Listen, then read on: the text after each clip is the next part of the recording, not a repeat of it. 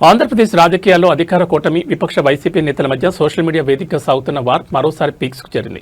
YCP ప్రభుత్వ హయాంలో పనిచేసిన ఒక మాజీ మంత్రి కుమారుడికి సంబంధించిన వివాదాస్పద ఉదంతం, దానిపై తాజాగా వైసీపీ అధినేత వైఎస్ జగన్మోహన్ రెడ్డి స్పందించిన తీరు ఇప్పుడు రాష్ట్ర వ్యాప్తంగా చర్చనీయాంశంగా మారింది.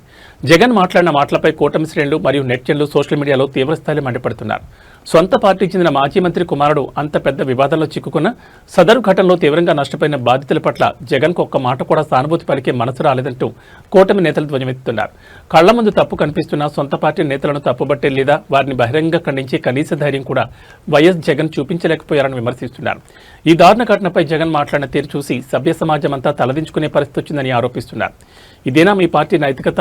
తప్పు చేసిన వారిని వెనకేసుకురావడమేని రాజకీయమా అంటూ సోషల్ మీడియా వేదికగా బాహాటంగానే ప్రశ్నల వర్షం కురిపిస్తున్నారు.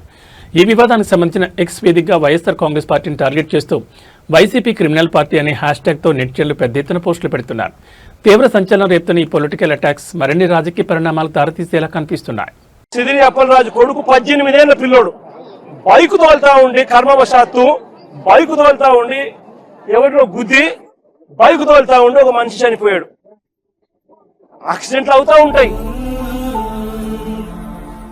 యాక్సిడెంట్ అంటే బైక్ కారు రోడ్డు మీద పడటం కాదు పరం, ఒక కుటుంబం మొత్తం రోడ్డు మీద పడిపోవడం.